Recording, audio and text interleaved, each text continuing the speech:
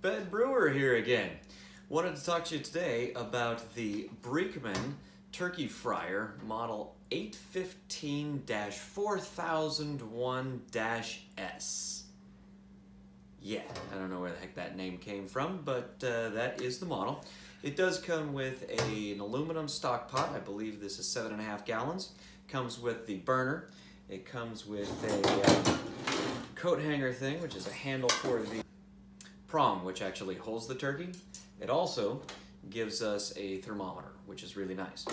Now, when it comes to basic brewing equipment, this is really nice. It'll give us either our first burner and kettle, or it will give us a really nice backup. At $120, that's a pretty good deal.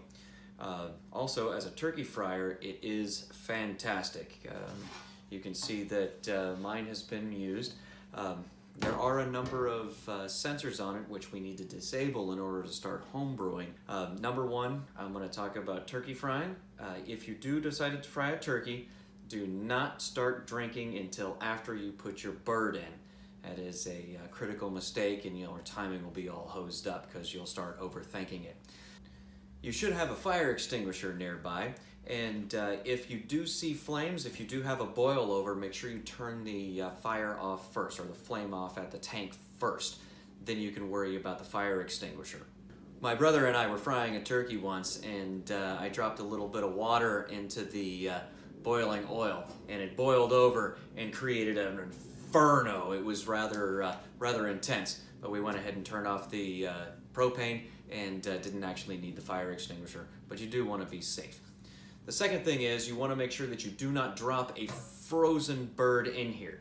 You're dropping a bird at 135 degrees Fahrenheit, which at that temperature turns water from a solid to a gas instantaneously, and that is an explosion. It will blow your bird into the neighborhood, and it will splatter scalding hot oil, 375 degree oil, onto you, and that can cost you a leg, an arm, or your life. So you definitely want to be careful. Now, to modify your burner, what you'll need to do is take off the safety harness. Fits right here. It's going to be with a Phillips head screwdriver. There's going to be 2 screws. You just back them out, unscrew it from your burner. Then you will need the Brinkmann or the Brinkmann orifice, which is going to adapt your burner to your new cable, and you're going to need a 30 psi, a high volume propane regulator, and that will allow you to get the temperatures that you need and the volume of gas that you need in order to brew your beer. Now, you will notice that my burner here is out of round and is really in not that great of shape. That is because this is designed to hold an 18-pound turkey plus this 5-pound stock pot plus about 4 gallons of oil. That is just at about 60 pounds. And I challenged this with a 22-pound stainless steel stock pot that weighs about 40 pounds plus 18 gallons of water. So it was challenged with about 165 pounds. I brewed on it a couple of times. I put way more heat than what it was designed to hold, and it is still holding up like a champ. I still use this to go ahead and boil up about 5 gallons of water when I need, or I do use it to fry a turkey. Had no problem at all. When I did switch over to the 22-gallon, then I needed to upgrade my burner. But this still does a great job for warming up the water and frying a turkey.